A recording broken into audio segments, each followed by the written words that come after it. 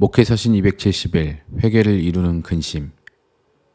하나님의 뜻대로 하는 근심은 후회할 것이 없는 구원에 이르게 하는 회개를 이루는 것이요 세상 근심은 사망을 이루는 것이니라.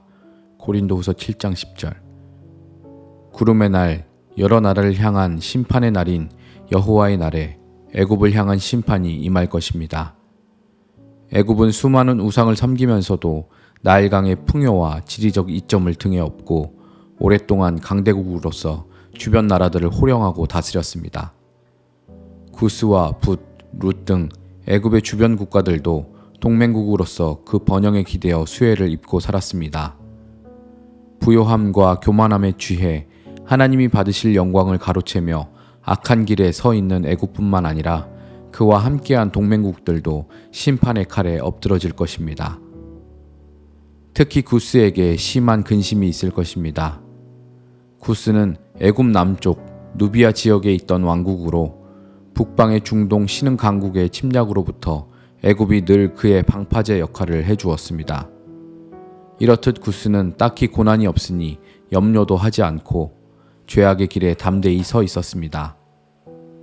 여호와의 날에 염려가 없는 구스 사람들에게 두려움과 함께 심한 근심이 있을 것입니다. 우리도 염려 없이 살다가 심한 근심을 하게 된 적이 있습니까? 그러나 심한 근심이 무조건 안 좋은 것만은 아닙니다. 근심으로 인해 회개를 이룰 수 있다면 그런 근심은 구원에 이르게 하는 생명이요 은혜입니다. 반면 두려움과 원망 그리고 자책으로 우리를 사망을 이루게 하는 근심은 백해무익한 세상 근심입니다. 근심의 가치를 평가하는 기준은 근심의 결과에 달려 있습니다. 세상 근심은 불신과 불순종의 죄로 인한 달갑지 않은 결과로부터 시작됩니다. 세상 근심이 심한 사람은 고통스러운 일을 속히 피하고 다시는 그런 일을 겪지 않으려고 애를 씁니다.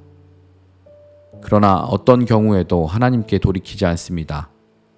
왜냐하면 그런 사람은 하나님을 거슬러 행한 자기 행동에 대한 마음속 깊은 통회함을 느끼지 못하기 때문입니다. 다만 자신이 어리석게 행동했다거나 일시적 잘못에 빠졌을 때 발견되었다는 후회만 있을 뿐입니다. 세상 근심은 사울처럼 내가 어리석은 일을 하였으니 대단히 잘못되었도다 라고 말하지만 통회함과 돌이킴의 회개가 없습니다. 그러나 하나님의 뜻대로 하는 근심은 마음속 깊은 통회함과 돌이킴의 회개에 이르게 합니다. 하나님의 뜻대로 하는 근심은 고통스러운 그 일로 인해 아파하고 두려워하는 것보다 더 크게 자신의 잘못을 깨닫고 통회하게 합니다. 하나님의 뜻대로 하는 근심은 하나님과 다른 사람을 원망하고 책임 전가하기보다 자신의 잘못을 인정하고 심한 통곡과 눈물로 고백하게 합니다. 하나님의 뜻대로 하는 근심은 후회와 자책 속에 하나님을 피하여 숨지 않고 하나님께로 돌이켜 은혜를 구하게 합니다. 하나님의 뜻대로 하는 근심은 마침내 구원의 기쁨을 회복시켜 가득한 은혜를 누리게 합니다. 오늘 어떤 심한 근심을 만났습니까?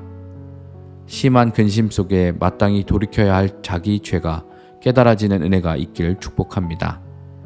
심한 근심 속에 자기 죄를 깨닫고 통회함과 돌이킴으로 회개를 이루어 구원에 이르게 되길 축복합니다. 목회서신 270일 에스겔 30장 1절에서 9절 말씀. 2021년 10월 6일 수요일 아침 권정열 목사. 사진. 가을 하늘 아래 흔들리는 억새. 오늘 있다가 내일 아궁이에 던져지는 들풀도 하나님이 이렇게 입히시거든 하물며 너희일까 보냐 믿음이 적은 자들아.